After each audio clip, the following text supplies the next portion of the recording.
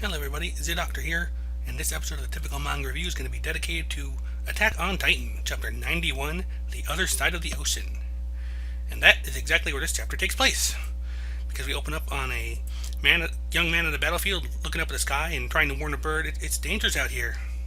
He's obviously just a bit out of it, because we can see a few craters around him and a few bodies. We know that a few people are getting a hold of him. The guy Falco is like being pulled out by people. It's like, huh, brother, what's going on? Why are you dressed like that? It's like, come on, grab on. Just glad you can talk.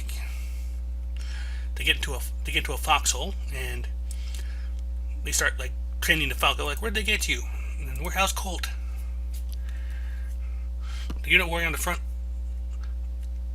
And he's talking. The other guy, the brother's talking to an officer. He's like, the warrior unit on the front line took a direct hit from the explosives and was blown away. And the trenches, we can't dig any farther.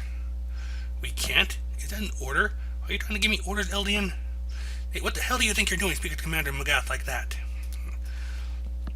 Everyone else is like looking to Falco. It's like, what are we doing here? Are you drunk, Falco? Must have hit his head. And as the brother is trying to convince him of the actual situation, it's like they're tending to Falco, like getting some water on his head, treating his wounds. Like, we've been at war for 4 years. Do you remember? Looks like we're going to have to explain the operation to you all over again, says the girl. Just listen to me, Falco. You too, audience. We've been at war for 4 years, but we're finally reaching the end. All we have to do is capture Fort Slava. We see the building that they're trying to attack here. Well, more specifically, all we have to do is sink the Mid-East Allied Forces fleet in the naval station right below it. And we will have won this war for Marley. But Fort Slava defends the high ground overlooking the naval station. Attacking the port will be impossible without control of that fort. And when they wonder why the Navy can't just attack them from sea, it's like, Zofia, do you really think we can count on the Navy to do a thing for us? And this guy's getting really energetic as he like wraps Falco's head super tight. That cesspool of incompetence that took 4 whole years to take control of the seas. Their first accomplishment worth a damn, and it cost them more than half of all those battleships. And they have the nerve to tell us that the army that we need to at least take down a fort before they can do a thing. It's like it's nothing. Give me a break, you bastard. Udo, stop trying to rip Falco's head off. Sorry. Why have they sent out? And then Falco's wondering, why are we at the front lines? We're just warrior cadets. You can't tell? It's so that they can figure it out. Which one of us will be the next warrior? And the girl that's talking here is going on. The time is coming soon. Commander Magath has decided that this is where our final exam will be held. He has his eye on what's coming next. The operation to suppress the island of Paratus. He's looking for someone to inherit what will be our greatest weapon there. The Armored Titan. Wonder if which one of us will be chosen. And the girl Gabby is like, you're making it sound like you're the one. No one here could even be compared to you. And Gabby's like, well, who could? I mean, again, if it's us versus you, I mean, if you look at our grades, and no, Udo, it's not about grades. Aren't I always telling you? What makes me different from all of you is that I'm prepared. Prepared to carry the fate of all aliens on my shoulders. And slaughter every last one of the devils that caused us so much pain, living on that island. And by winning this war, I'll prove it to everyone. The only Eldians left in this world are good Eldians. I'm not going to lose. I'll free everyone from the internment zone. So what have you been fiddling with all this time? They ask Gabby. Apparently it's like she's been stringing some grenades together. And back to the brother talking to the commander. It's like, it's impossible for infantry like to destroy the tracks behind that machine gun on our own. They have eyes all along that trench, and there isn't a single crack in their defenses. On top of that, they have artillery supporting them from the fort. If we stay here, we're just waiting for them to start draining shells on our heads. And they wonder if Colt, who I guess the brother is Colt, has an idea. Let's let Jaws and Cartman loose here. No, Titan, that's a bad Titan. Like, Galliard and Pieck should be able to do it. They'd be able to wipe out the enemies in the pillbox and the trench in the blink of an eye. But the commander shoots that down. If we lose if we play our cards in the wrong order. Commander, it's episode up. Apparently it's an armored train. And specifically the foregons in its front and back cars. The Allies' new weapon, the anti-Titan artillery. 100mm armor-piercing cells they fire would be able to stop even the Titan in one shot. Even one of the 9. But both of our Titans are quick. I don't see how either of them can have their nape pierced. But if that does happen, we would lose the power of a Titan as well as a warrior. And there is no guarantee we'll be able to regain the power of that Titan. That's right, our 9-year-long plan to regain the Founder will come to an end, and the tables will be turned on us, just as when we lost the Colossus and the Female. It was seen as a drop in Marley's military capabilities. No, just like when we lost those two, it was seen as a drop in Marley's military capabilities, triggering the war that continues to this day and delaying the Paradis Plan. What allows our motherland of Marley to be the great empire it is, and what allows our motherland of Marley to be the great empire it is today? The power of the Titans. That's right. If we lose any more, this country won't be able to sustain itself. And the guy goes on that the power of the Titans is an absolute. That is how it must be. Prepare for a war unit to charge at once. Which means he's just gonna just Zerg rust them. Commander Mahath, what, Eldian? Aren't you all warriors who have pledged your loyalty to Marley? This is your chance to be honored by our motherland. All 800 Eldians here. You warrior cadets stand by here. The warrior unit's charge must destroy those tracks no matter what. Because so long as that armored titan prowls around the perimeter of the fortress, neither armor nor beast can be called upon here. The guy goes on to tell Colta, you too, if you think you have what it takes to inherit the beast, you ought to get out there and show us you're prepared to be a leader. Now the train is coming their way. It's like, so they've gotten tired of waiting and come to strike at us. This is our chance to destroy the whole train. And at that point, Gabby's like, let me do it, please. Ta-da! I can neutralize the armored train alone. Do you have any idea how much it's cost this country to train the bunch of you? Denied. True, I am a gifted talent unlike the rest of them. I doubt you'll ever see another warrior quite so exceptional. I'm super cute, too. But if you succeed, you won't have to lose the 800-person warrior unit. And if you fail, you'll lose one promising warrior cadet and 7 hand grenades. Well, I guess your hands are tied if I'm worth more than an 800-person unit. But Commander, sir, if you're prepared to sacrifice 800 soldiers because you love me just too much, then I get it. Go. Falco's like, no, Gabby, no. I'll prove to you that I'm the warrior worthy of inheriting the armor. And at that point, she starts taking off her clothes, and when asked why, she's like, she needs to do this for the plan to work. And he even makes a point of asking permission to take off her armband for the moment. She climbs out of the foxhole and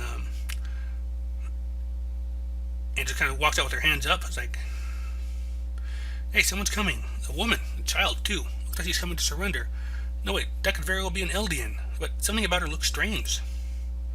Looks like she's dragging shackles behind her. Meanwhile, in the foxhole, you do realize the use of plainclothes soldiers is a violation of international law. If the enemies who witness it are left alive, it is, says the commander. But why would she go this far? And then, they do, she's probably an alien. Shoot her before she turns into a titan. Don't be ridiculous. That's how you feel. You shoot her with that rifle of yours. But neither of them can quite do it, and then Gabby falls to the ground. She thinks, not yet, not yet. There's my chance. And she throws her bundle just as the train starts closing in. The grenades land right where they're supposed to be, right on the tracks in front of the train. Train gets blown to hell, and she's just running like a maniac. Yeah!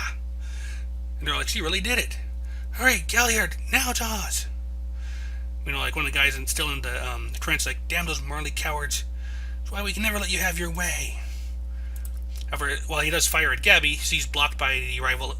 She's able to get into a hole and gets blocked by the appearance of a Titan. This is a big one, and given the mouth, I think kind of lion-looking guy. Given the mouth, I think we can assume this is Jaws.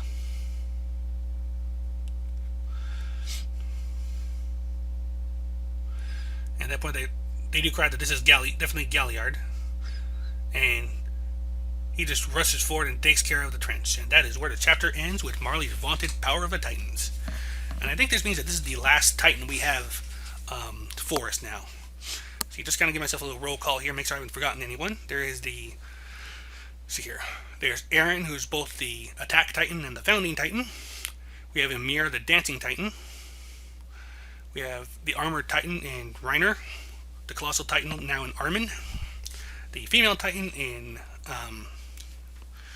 I just blanked on her name. Annie. I just completely blanked on the name there. Cartman, that's a bad Titan. That's a bad Titan. Cartman, or as I always called him, the Pack Mule Titan. The Beast Titan, which is Zeke. And Galliard, who is now the Jaws Titan. So yeah, that does cover all 9. Nice. Alright. And there seems to be a roughly 50-50 split on this. So, but like I said, this is pretty much this somewhere completely different type of chapter. I'm not even sure how much time has passed, because they say they've been at war for 4 years, but 4 years since when? Is the question that kind of on my mind. Are they talking about like 4 years since they lost Berthold, since Reiner and Zeke came back? Are they talking about, were they in Paratus doing their thing while this war was going on already? Well, actually, can't quite say that, because Reiner and Berthold were in the area well beforehand, but still, my point stands.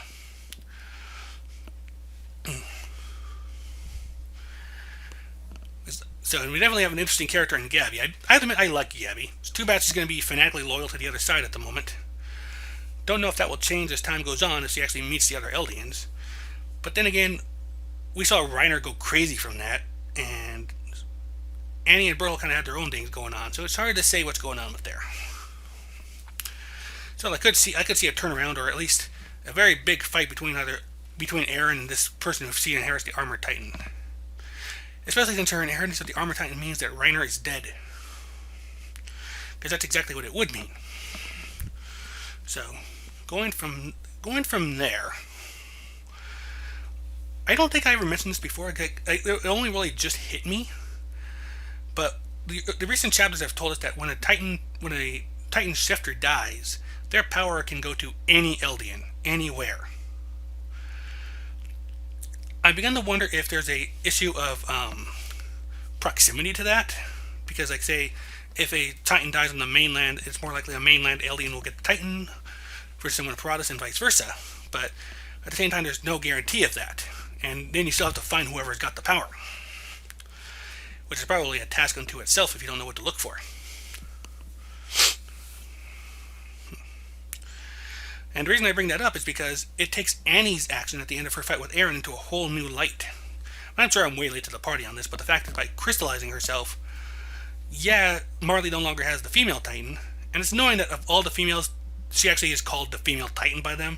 It's not just like a nickname that they wall folk use, but whatever. They said by doing that, Annie denies the female Titan to anyone on the Eldian to the wall side, even though they don't actually know how to use it or how to get it. But it also makes sure that Marley doesn't potentially lose it forever either. Because while she has it, while she's there, she's not dead, which means it's not going anywhere. So if the Marley side can free her, she's back in business.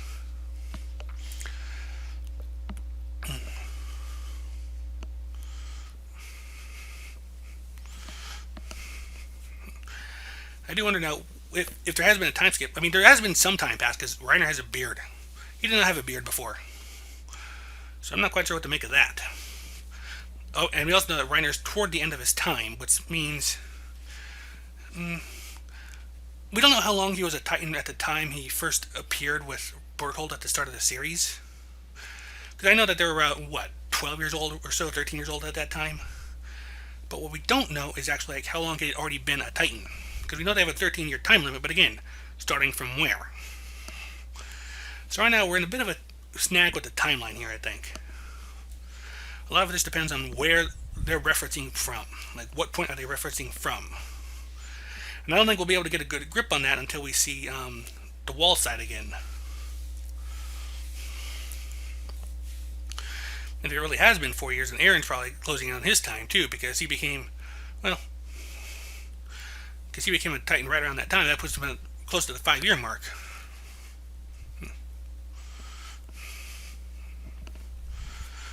Let's see here. Alright, so I do wonder, like I said, I am eager to see Gabby become a Titan shifter, though. As I said, that she's going to be a whole new type of enemy for them to fight. And you got to give her credit for audacity. You really do. But it's also interesting because she is thoroughly indoctrinated. Like, she is full on believing that the wall Eldians are evil, incarnate. Sad thing is that up until recently, they weren't necessarily wrong. But like I said, now that we got a new regime on that side, things are going to start changing around. And I wonder now if taking out all the Titans to get to the ocean is going to end up biting them in the ass a little bit. And then there's also a matter of, like, in whatever time frame they have they gotten any headway on using the founding titan, the coordinate power?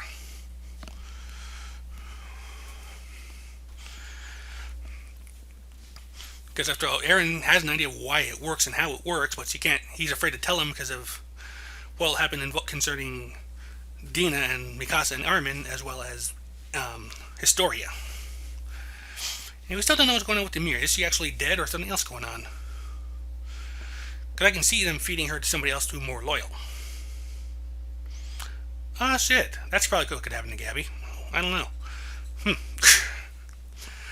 Because if I've got it right at the moment, we've got two Titans on the wall side. Two of them either unknown or out of commission with Annie and Ymir. And is it 5 on the other side? Because we got. Oh no, that's right. Yeah, 3 on the wall side because Aaron has 2. I am still wondering now if we are going to see a situation where one person gets multiple Titans or all the Titans in one person. Because that's gotta mess you up. Still, this was a pretty good chapter. Like it's very somewhere completely different, so I'm sure it confused a lot of people at first. And there's a real snag in the timeline, I think, until we check in again with the wall side. But until then, that has been the review of Attack on Titan chapter 91. That was, let's see here, Stop the Other Side of the Ocean. Until next month, have a good time and bye-bye.